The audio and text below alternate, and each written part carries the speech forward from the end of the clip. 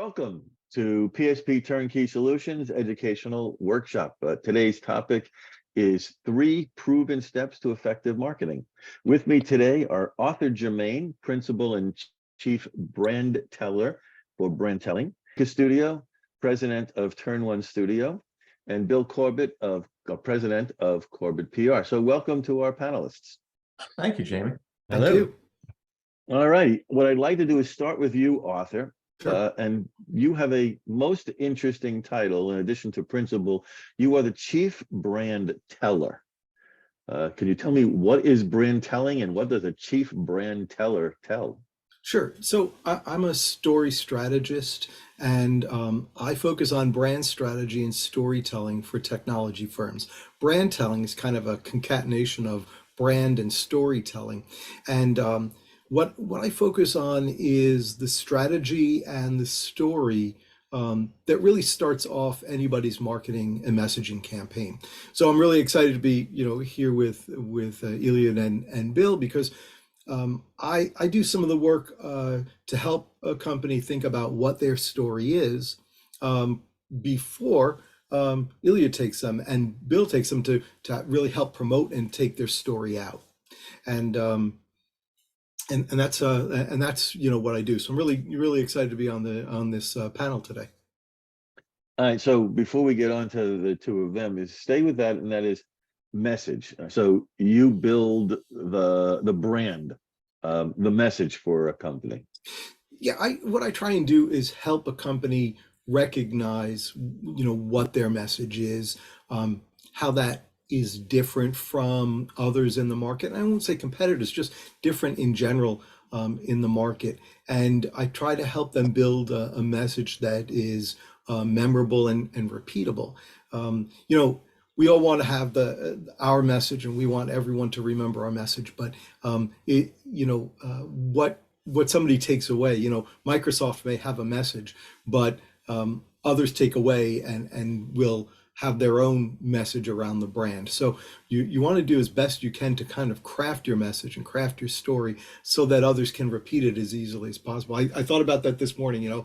I got coffee this morning, and the story around my coffee was America runs on Dunkin'. That's a slogan Dunkin' uses, but I think it's a really good message. In a very tight amount of words and a very tight phrasing. They managed to convey this whole idea that, this is how you start your day. This is how you run your day on our coffee. And you can take that message away. You may be a Starbucks fan or something else, but it doesn't really take away from that particular message that Dunkin' uses. So you're like the slogan, and you want the slogan to convey your message.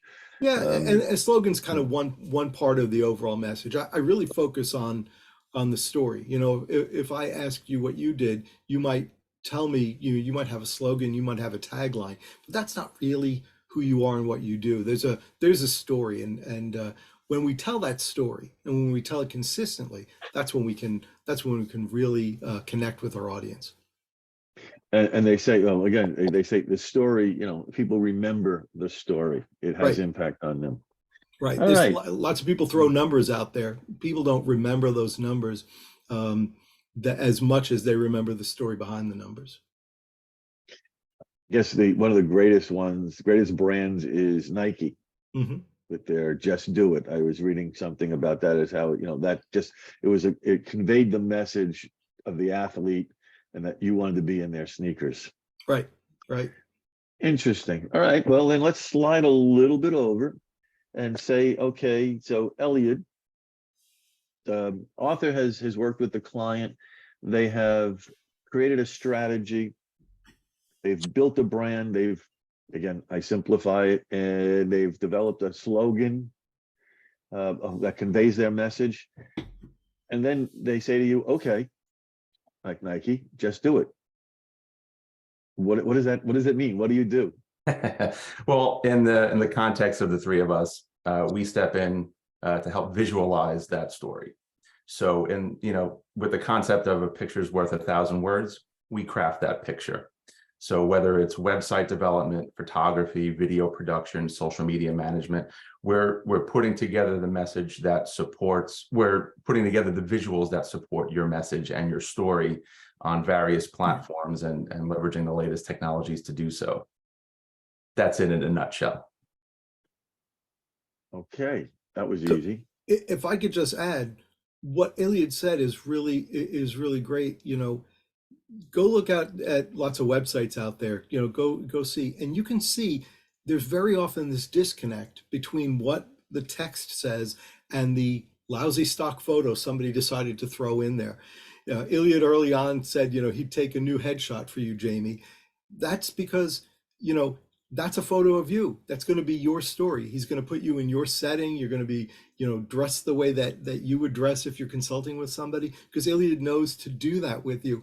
But, you know, lots of people out there, they don't. You know, I'm waiting for all of the great AI driven websites out there to just throw up what they think the photo should look like based on the message. You know, what Iliad does is take the time to figure out, you know, okay, what's our message? Let me convey that visually, you know, so that it mirrors what we've been talking about. Right. And as Arthur said, with the story being memorable, that's your takeaway. Visuals are memorable also. And being able to implant that visual in someone's mind to help keep your business top of mind goes a long way to grow your business. And that could be an image, or it could be a series of colors that support your brand. There's a lot of ways to visualize what you are and what you provide your marketplace, and springboarding off your story, putting together the visuals is the next logical step. All right, so we're going to run right through this. So we've strategized, we've created, we've molded our message. We then have created materials to communicate our message, to distribute that out to the world. But that's a self-fulfilling. In other words, we're telling people our story. Now we come along and we turn to Bill Corbett, public relations, and we say, Bill, how can you validate our story and let other people know that other people believe this story? Right. So we further broadcast this through the media and through events and through interactions. We further broadcast those messages. We attract attention, but the key point here is with media, you build credibility. You build the reputation, because now we know what the story is through Arthur and Elliot, right? But then a third party, a Newsday, a Today Show, New York Times, they say, yeah, that's an interesting story or interesting person that's part of that story. And then they retell it or tell part of it. And because they're a brand that people know, like, and trust, that gives you that same credibility for your brand and your business and your product. And then, that brings it to the next level. So this is a good panel, because you have this full circle of creation of the message, visualization of the message, broadcasting of the message, and third-party credibility building of the message, and all of it together for anybody who's watching in today or any other day, that it brings it all together so that when someone makes a decision to hire, buy, or develop a partnership with, that they've checked off all those boxes, because people want to work with people they know through the message, like through what they see, and trust from what other people say about them. You've said that a bunch of times. Say that again. It's know, like. I believe in know, like, trust, and then love, because Right. when people know you, they get to know you, they get to like you, hopefully, right?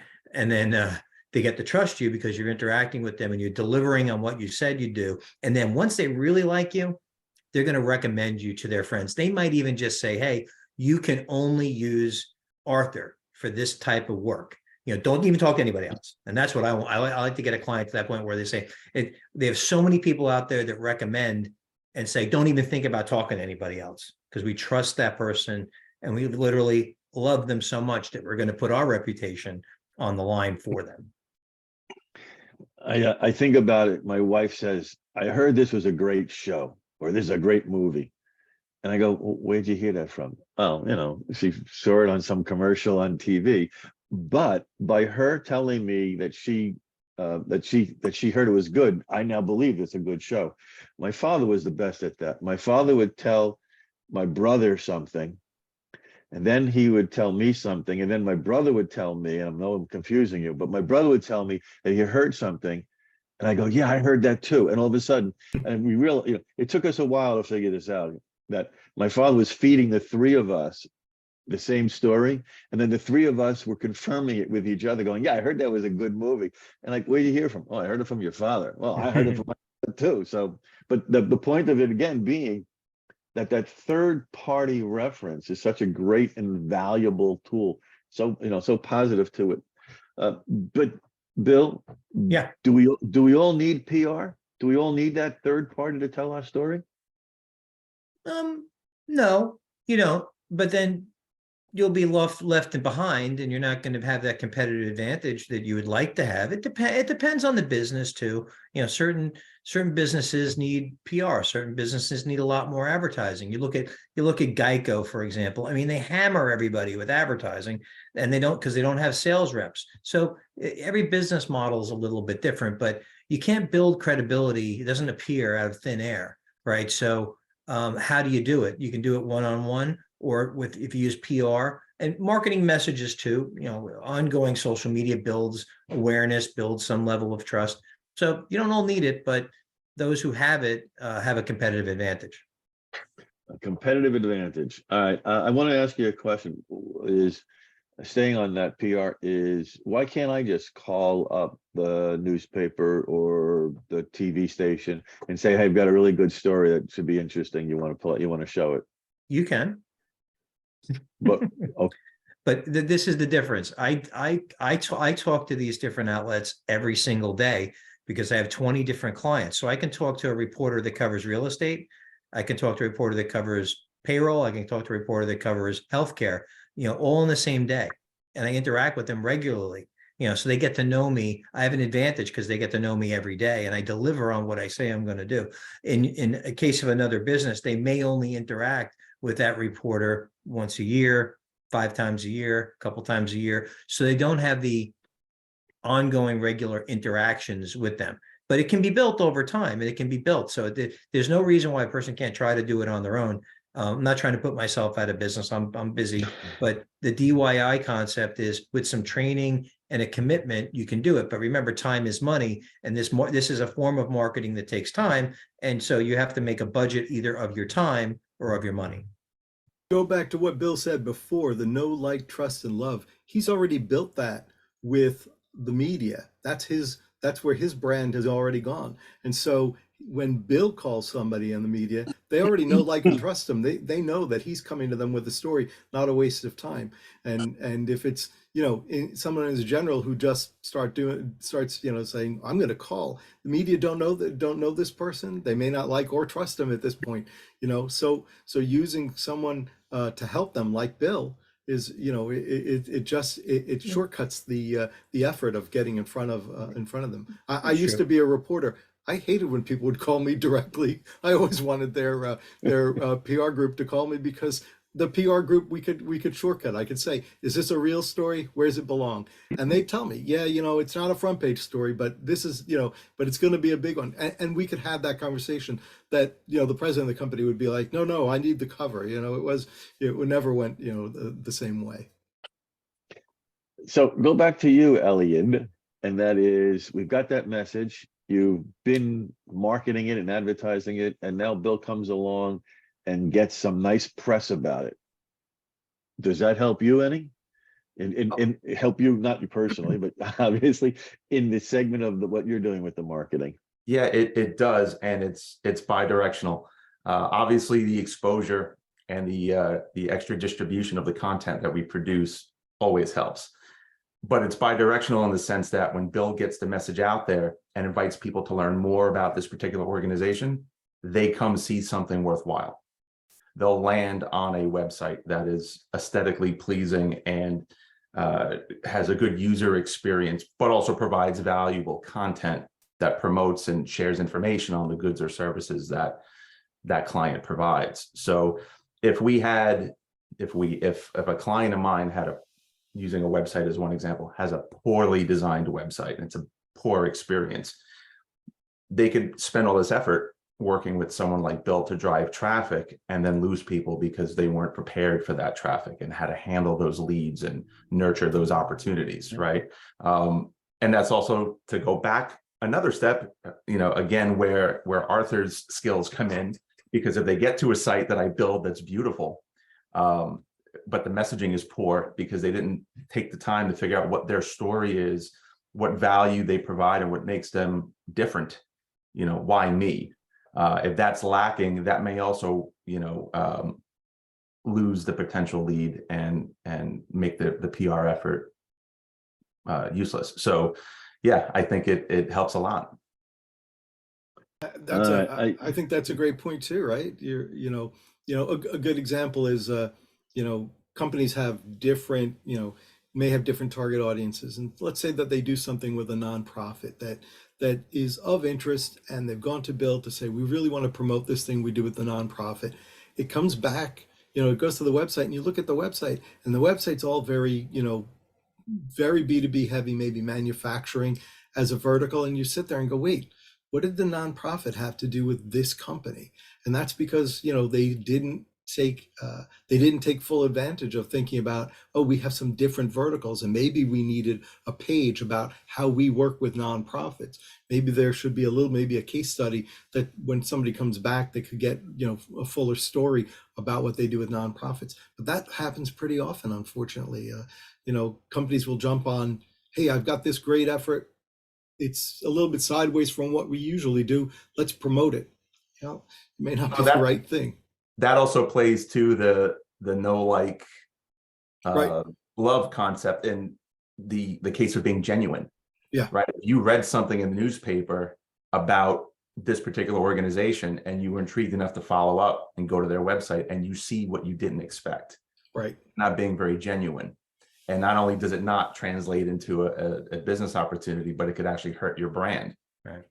I think it's consistency, right? You need to be consistent. I think Arthur said it before. You want to be consistent. Like your headshot, you should, your LinkedIn and your website, your image should be the same wherever you are, right? I know, as Elliot talking about headshots, right? So you need to have the consistent image, but it's interesting because you need to have the consistent image online, but you also need that image needs to be consistent with your real world person too. So sometimes you meet somebody in the real world, they're energetic and they're great and they have a lot of great ideas, and then you go look at their online persona, and they look flat. They look like just a bunch of words. It doesn't convey that genuineness or expertise or knowledge. So people need to look at I call it the cyber persona and the real world persona. And if they make sure they match, I use picture in a presentation of a Big Mac, that's done with an advertising agency, and the real Big Mac that you actually buy, and they don't look anything alike. The one's all crushed up, the one looks beautiful. So you want to make the one in the real world look beautiful, just like the picture online looks beautiful, right? Yeah, that aspirational hamburger. Yeah. Yes.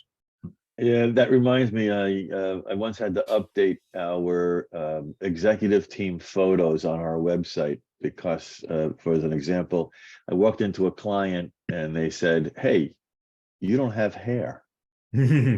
Because I had a picture that was like, we'll just say 20 years old when I had hair. Thank you very much. That makes me think of, if you build it, they will come. So that only really works in the movies, right? Yep. Ask Kevin Anybody? Costner. Yeah. So Arthur, you came up with, if you build it, they will come. That's your message, right? That's not really my message. No, my message is more about, that marketing begins with strategy and story. So on strategy, your strategy needs to be purpose driven. You need to know what the purpose of your company and then the purpose of your message is. You have to show intent, and the strategy is all those things that happen before anything else. Who are we trying to reach? What do we want to say to them? where is this going to happen? Where do we want to send them? When is this going to happen? Why is this going to happen? If you heard, that was the, you know, the 5 W's, right? That's a lot of the strategy that happens. Many companies are out saying they want to do thought leadership, and you say, great, what's your thought leadership? They don't know. They haven't really done the work of the strategy before. I love what Bill just said about, you know, the strategy builds consistency, right? If you have a strategy in place, you can be consistent. That doesn't mean that your message isn't going to change. Especially over the pandemic, we saw companies change who they were marketing to. Companies, there were lots of mergers and acquisitions. The problem was that companies then didn't want to change their message, and so they would say, here's what we do. Oh, and we do this also. And you know, that was a time, and it's often a time for many companies to take a look at the message and maybe make some changes.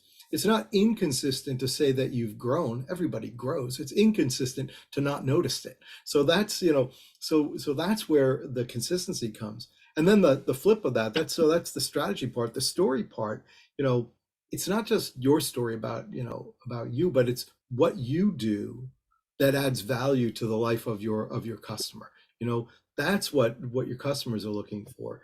You know, why do they do business with you? You know, Rich Isaac has this great phrase he uses, that he says, everybody's got a radio station playing in the back of their head. It's WIIFM. It's what's in it for me. And I think of that all the time when I'm writing something for a client about their story. If it starts to be, you know, too much me, that's not a really good story. The story's got to be what, you know, what do we do for you? And I know lots of companies think, well, you know, we do the same as somebody else, and everything's different. Everybody is unique. You know, my daughter dates a twin. He's an identical twin. I know both guys. They're really great guys, but they're completely different from one another, because even identical twins are different. And so, you know, I think that therein lies the key about thinking about, you know, your brand is, and your brand story can be completely different from a similar story. And I think, you know, throw that over to Iliad and Bill. You know, you get stories from a managed service provider, right? But the website doesn't have to look the same as another one. It doesn't, and the story doesn't have to sound the same, right? I mean, they may be serving different markets. They're different people. You know, there's a different personality, if you will, in the brand message.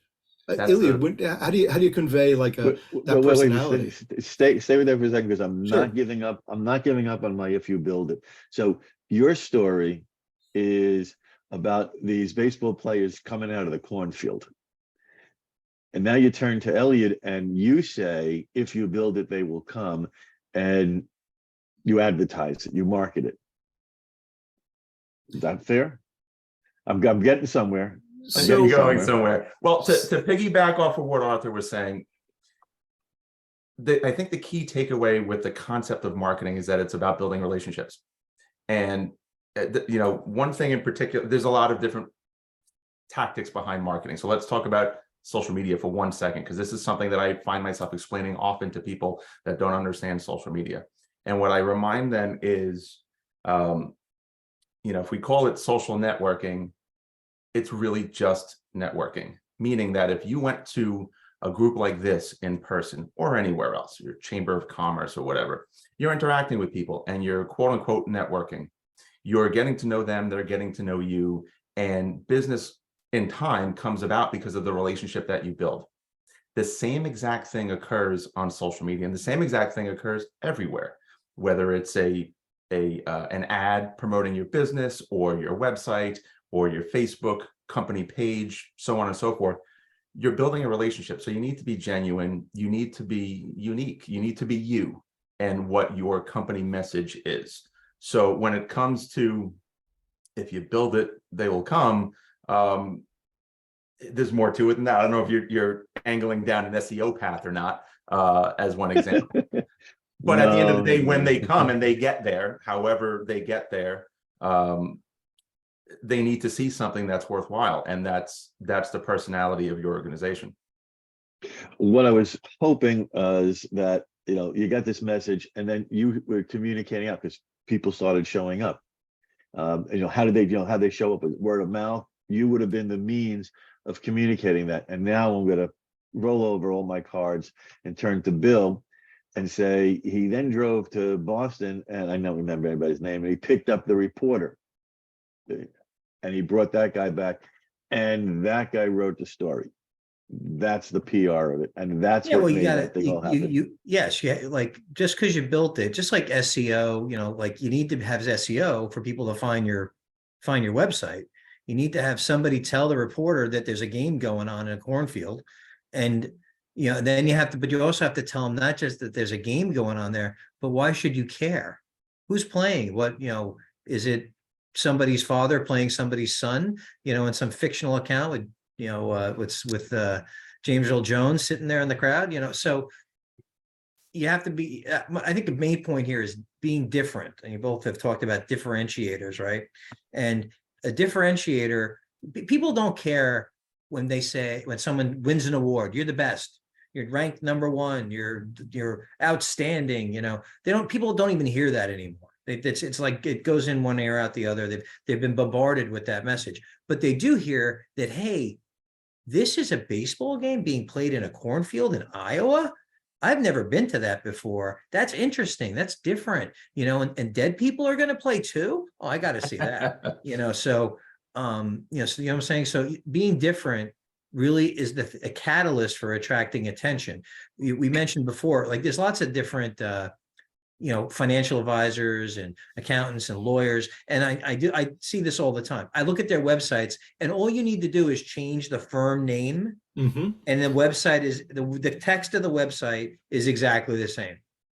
Exactly the same. Yeah, that's so right? true. So every client of mine, we make sure that the language is different, on every website, and we try to find that differentiator.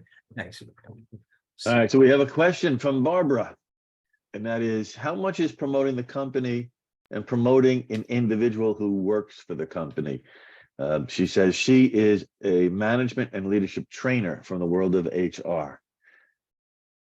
Do you want to add, Barbara, do you want to add anything to that? Yeah, I'm hearing what you're saying, and this is so valuable. Thank you to the three of you. It's all about what you had said before. Do they know, so they get to know me? Do they like me? Well, most of them. Do they trust me? Yeah, okay. Do they love me? So I get that. So I'm promoting myself because I'm the one who's delivering training mostly for my firm. Not everybody else delivers management training. So it's a matter of promoting. How much do I balance that? How much do I do that for myself as compared to for P&P, or what's that ratio? So I just had this conversation with somebody yesterday. Actually, I did a podcast similar. That was, when you work with somebody or as part of a team, you have to balance your own personal brand and your own personal goals and career with that of the company you work for or the organization you're part of, right? It can be a little dangerous sometimes, because if you get press and you're popular and you're seen as an expert, and the CEO of the company is not, and he doesn't get that same accolades and that same attention, they can get pissed off. So you don't want to do that and lose your job. And this is not talking about you specifically, but I had a situation where I had a young lady, she was great on social media. She's growing a business that she worked for. She became so popular that everyone thought of her as the integral part of the business. The owners got jealous and fired her. They fired her because they were jealous. So but I believe everybody's responsible for their own brand and their own career, and it's career and brand negligence if you are not actually building your brand every day, because you don't know where your life is going to go, and you don't know where your career is going to go, and you got to hedge your own bets. Any business can fire any employee at any time. So unless you own the business, you got to be building your brand. It's kind of an insurance policy to protect your career and your bank account. And on top of that, I think there is also value building your own celebrity within the organization that you're in, as long as management is wise enough and mature enough to not feel threatened and understand that building your personal brand helps sell their widget. It goes a long way. You just got to balance it, because you don't want to commit career suicide. I look at the idea of, people talk about thought leadership.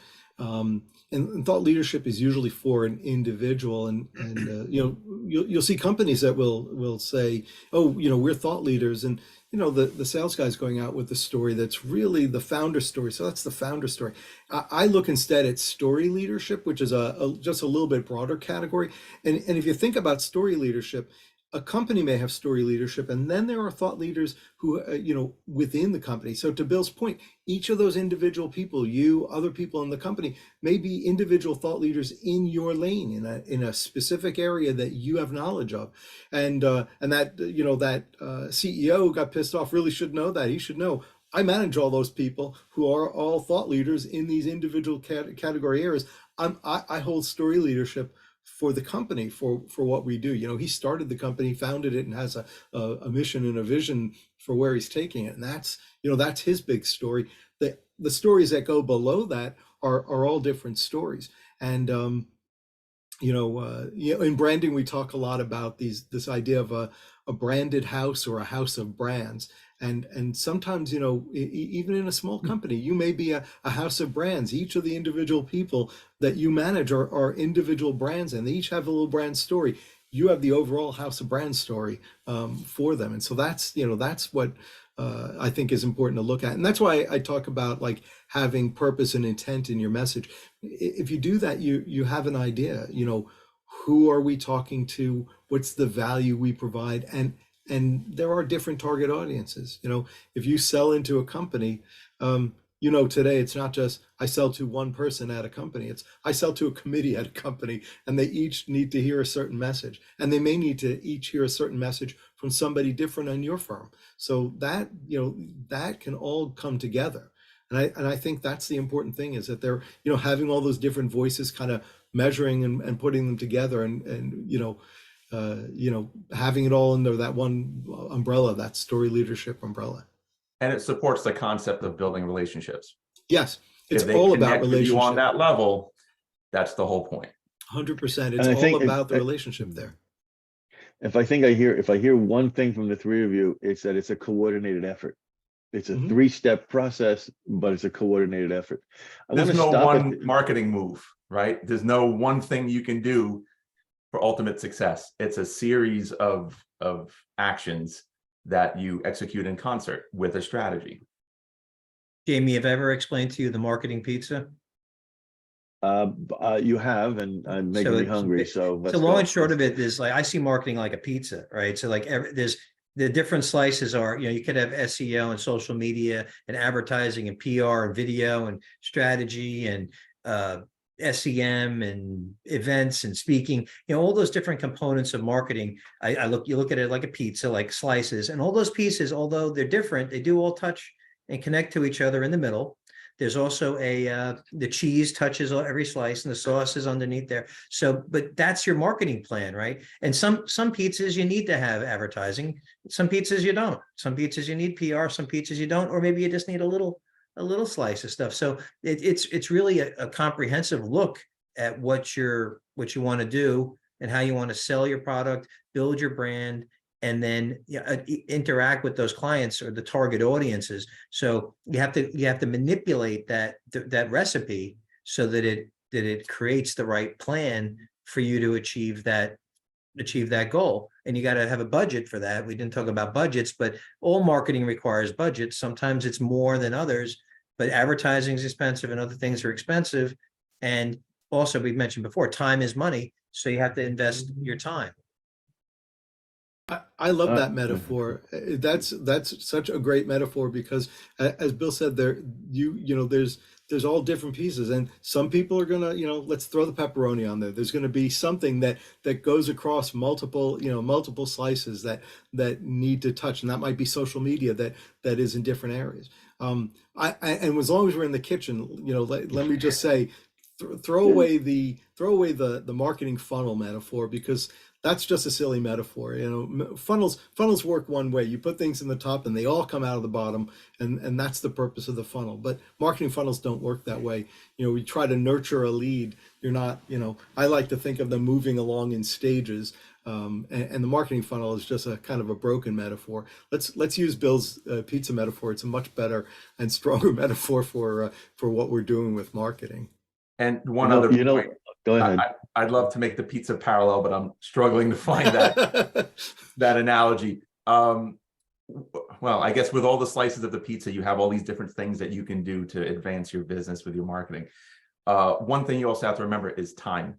Sometimes strategy A is pretty quick. Sometimes strategy B is a much longer effort. Again, in the spirit of building a relationship, we don't always become fast friends. Sometimes it takes time to connect with someone. And over time, you go from an acquaintance, colleague to friend, so on and so forth.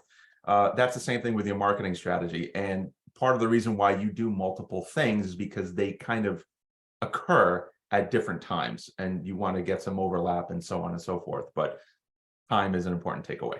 What you mean? I just can't do one social media post and expect 8 million people to respond? No, you cannot. How many do I have to do? 2, 3? There is no magic number. It's very, I know you're kidding, but it is very business and niche specific. All right, what I want to do is I want to stop for a moment and reach out to our audience and ask who else has questions.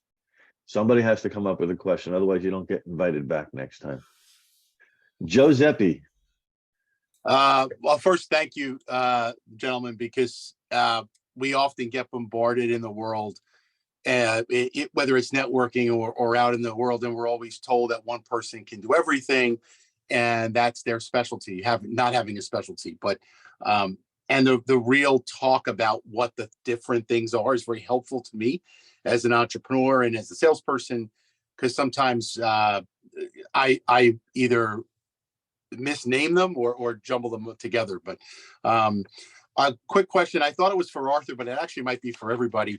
This is a real life struggle I had with a storytelling or a brand. And I'm just not asking anybody for free information. Just tell me what your thought process is on the question. I used to have a tagline when I used to do more presentations to larger groups. I do workplace strategy and furniture. And I always believed in flexibility and kind of answering the bell when people needed different things. So my tagline was, how will you work tomorrow? With a question mark. But I started using how you will work tomorrow as a tagline of telling people that this is the path to how they work tomorrow. I know it's different from industry to industry, but what is your thought? Because I do like to ask a ton of questions, and I'm kind of malleable and special to each client. It's not a one size fits all. Is it better to have a question, a probing question, or better to have a statement? And I know it's a loaded question, but what's your thought? So I think in the example that you've given, I kind of like the question, how will you work tomorrow? Although, coming out of what we've seen with the pandemic, your story might be, where will you work tomorrow? And so that's, so that's interesting, but it's not bad to have if you were using it as a tagline, as a declarative statement, how you will work tomorrow is not a bad one. My short tagline is story first, because that's where I focus, and where I've, what I've been trying to say today is, you've got to start with the story. So I think it depends on how you're using it. You might use both. If you're doing it in a presentation, you might start with the question, you go through everything, and then you end with your logo and the tagline. How you will work tomorrow. You've changed it. You're making the declarative of this is how we'll do it. I think and I've just outlined it. Sorry, I didn't mean to cut you. Go ahead. I was just going to add, I think the context in which it's used also helps direct you in that. If you're asking a question like that, you're using it as a conversation starter, right? You're creating a moment of intrigue, and now I want to learn more about what you do. If it's completely out of context or not within anything that explains, well, you do workplace furniture, so on and so forth, I might be left a little confused about, well, what am I asking you about?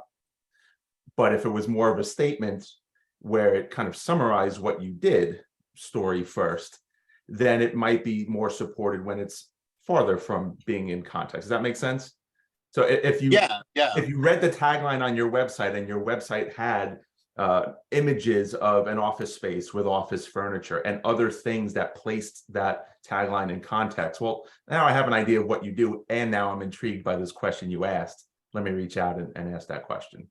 Right. So yeah, I guess it's kind of, is it a one-on-one with me using it versus is it out in the world talking for itself? Yeah. Or speaking for itself? Is that a way to look at it? That is one way to look at it. Yeah. That question is also a statement. How will you work tomorrow? Question mark. And then how will you work tomorrow? You know, you're how, like you're saying to somebody how you will work tomorrow. Like, so it's, I like it because there's like a subtlety in both directions, because you could italicize the will, you know, and that's how we're going to help you the way you work tomorrow. So there's some plays on the inflection on the words that are used there. So I like it, because I'm going to tell you how you will work tomorrow, or your question is, how will you work tomorrow? You know, if I'm saying, so it's both. So I like that, because sometimes we use those dual meaning statements or words to convey things. I like the word will versus the word can, right? You didn't say, you know, how can you work tomorrow or something, you know, like will is very direct and, you know, straightforward, and you will do something versus you can do something. So I'm very into the positive language, fulfillment language. I don't like the word help, because the word help is like, I can help you. No, I want to work with you to achieve a goal, right? I don't want to help you do something, because then you might not be successful, you know? So you're only helping, you're not doing, right? So you have to be very direct with language, and Arthur can probably tell you more about that type of stuff than me. But I like, when doing press releases and doing press statements, you know, we were like, we will do this, you must do that, you never can, never maybes, you know, anything that's wishy-washy, I never use. I was always taught about that in proposals. Not I can help you do that, but I will, we will, you will, always be affirmative. Arthur, you wrote, how will you work tomorrow? How you will work tomorrow. So it gives you a little bit of a twist there. And let's see, Anthony, you threw a couple of things in there. You want to say those out loud? I'll just give examples of famous advertising campaigns that have, over the years, that you remember, so it stays in your mind. You know, what's in your wallet? Got milk? Where's the beef? Those are questions. So, but you do remember it. Yeah, and I think from a story standpoint, the Got Milk campaign is a really interesting one. The campaign that stands out in my mind is the one where it shows, you know, a young girl who's drinking milk and turns into a young woman, and, you know, she's a strong, you know, woman, and that the idea of, you know, drinking milk and you know, having strong bones and strong muscles, and you know, that she grows up, and in those little ads, you know, there's often there's a young boy who's made fun of her in the beginning. He stays a young boy while she grows into a young woman, and I think that the idea for that, the story behind Got Milk, so they've kind of captured it in a little slogan, and that's the fun part of slogans. The harder part is to, you know, okay, so is it pasteurized milk?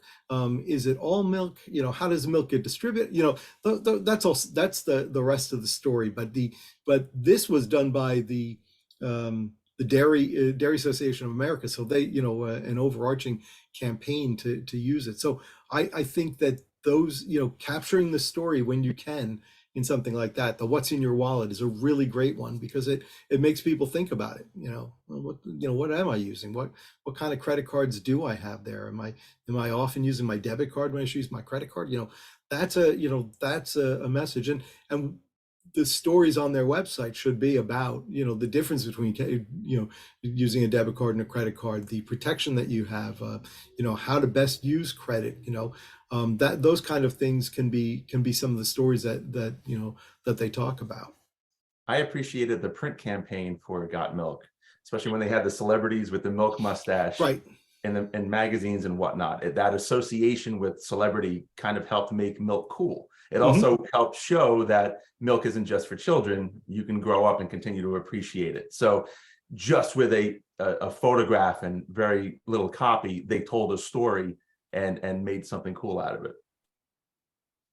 And I'm going to bring that around to the three of you, and that says is that was creating a message, branding, visualizing, communicating that message across the board in a visual environment that expressed it, that thousand, I don't know what, pictures 1,000 words, and then using the celebrities as in essence as the third party.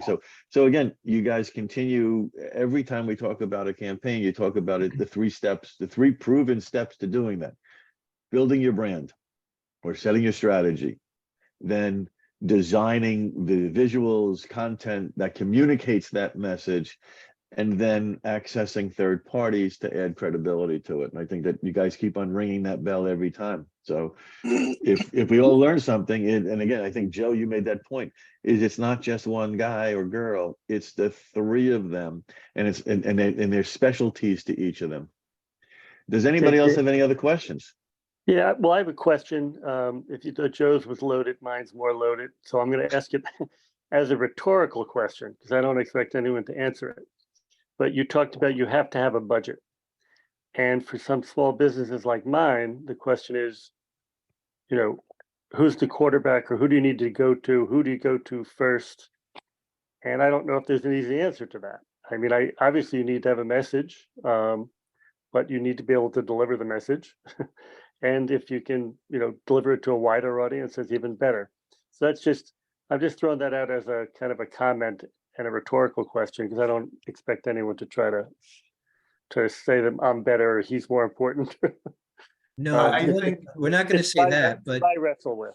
what I would do this, I would look at this whole process in reverse, right? So you look at where do you want to be, right?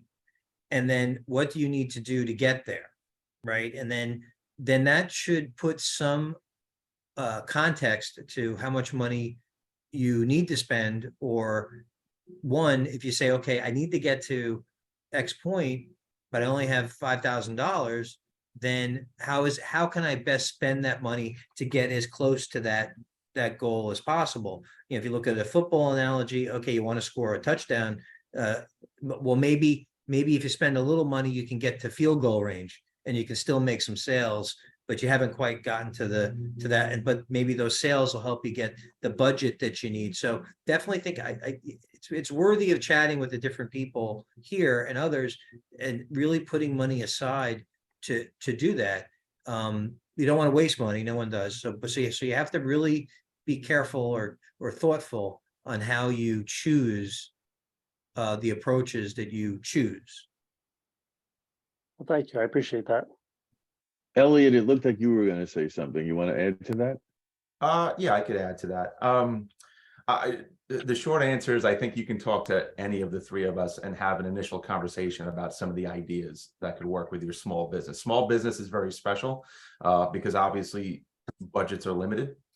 Realistically, every company has a limited budget, but it's extra tight with small businesses. So you need to, in essence, triage your efforts and try to figure out, well, of all the things that I should be doing, what makes sense now? What can I afford to do now, with the intent of doing more over time, but figuring out where to start based on the money that you have. So I know that's a super vague answer, but there's a lot of different things you can do. You're not going to want to do all of them. It's going to be specific to your business and your industry. So it starts off having just a kickoff conversation with one of us to talk about what might work, and then kind of take it from there.